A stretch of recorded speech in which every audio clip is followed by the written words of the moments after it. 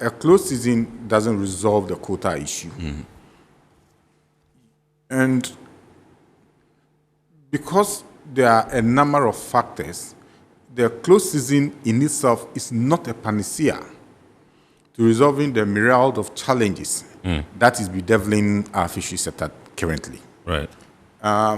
It only tries to deal with one issue and to ameliorate that problem that comes with the issue of recruitment overfishing and growth overfishing.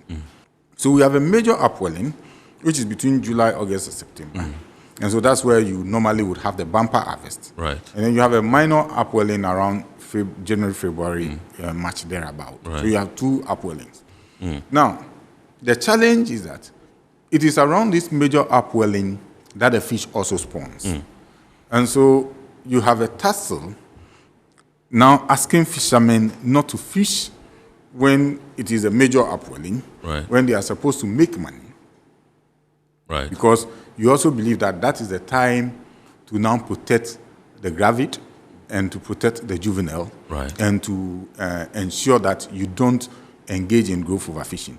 So that is the major challenge we have now with the closure. Okay. Because now we say, okay, no canoe should fish around this time, but this is the time they also make money. The other challenge is that the trawlers are closing July, August. Yeah. The canoe fishermen are closing in August. Now, if the fish are migrating and they close in July, but fish in August, when spawning is at its peak, you are likely not to have any benefit from the close season. Right. Because it means that in August, when they have gone back, the fish, those that have spawned, will have their juvenile in the system. Right. So you are likely to now harvest the juvenile in those that have not spawned at all. So you need to take measures that would ensure that if you do a closure, then you have some scientific appreciation of what is happening in the system. Right. So you know that, well, when we did a closure, fish were migrating from the west to the east. They were spawning. We were monitoring the movement of the juvenile, and we knew that around this time they were here. Then you could institute what we call area closures. Right. So if you have monitored well, and you know that probably the juvenile had moved into the IEZ, what we call the inshore exclusive zone, Right. the 30-meter contour depth from the shoreline, or 6 nautical mile, whichever is further. Now, that is an exclusive zone for the artisanal activities. So if you have done proper monitoring and they are within the IEZ, within particular areas, then you could find ways and means of closing those areas to protect the juvenile. Or probably you have to now look at gear specification. That, okay, if the juvenile move into the IEZ, around this time, you are not allowed to use mesh size, that's the size, the opening of the net, of this size, because if you do, you are likely now to harvest the juvenile that has been recruited into the system. Right. But if you allow it open, then they are likely to now harvest those juvenile.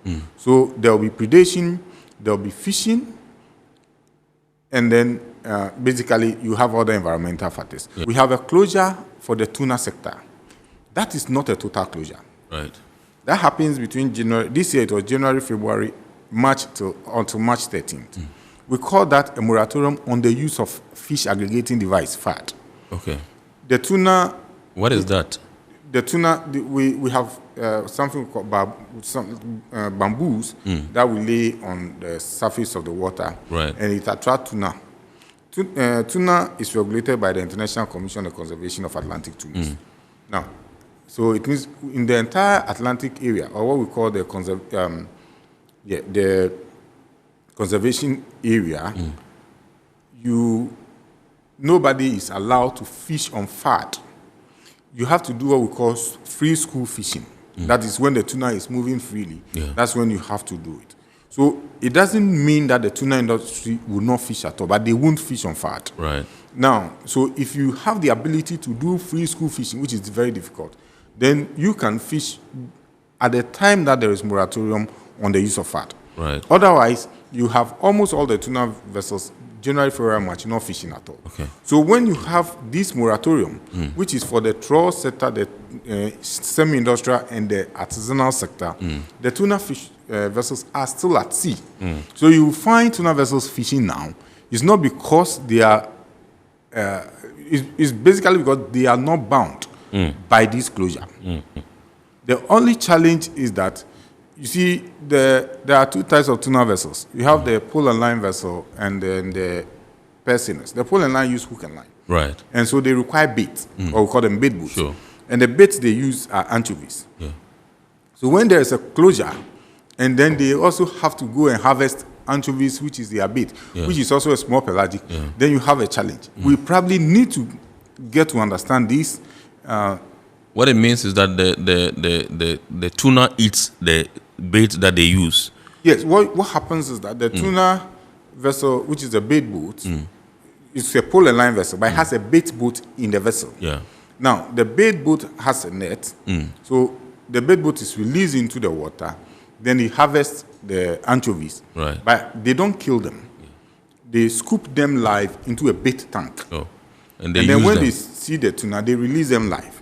So while the tuna is eating hunting, them, sure. then they will be harvesting the tuna. So they don't actually put bait on the hook. Okay, yeah. They harvest them whilst they eat. And so when the tuna stop eating, then they move to another area to try. So they will always need anchovies as bait, because without bait, they will not be able to harvest the tuna.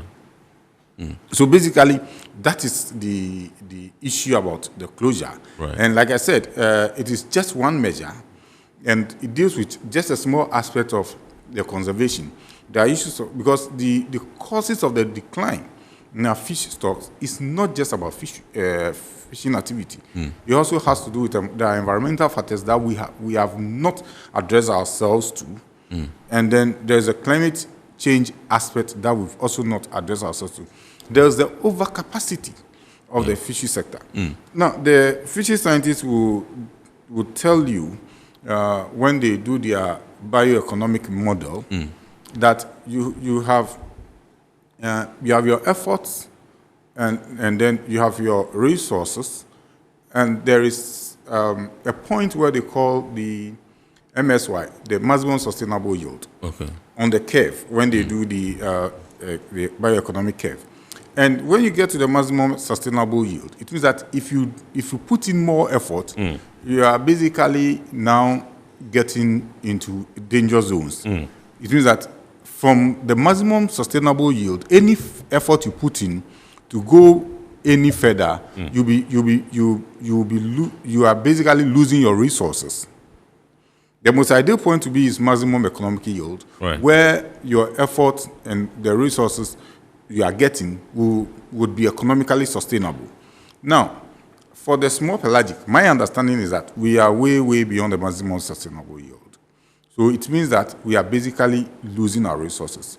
And so we have to find ways and means of reversing and coming back so that we are sustainable. Right. I think that's why we are instituting measures like closed season. Yeah. But it's not enough.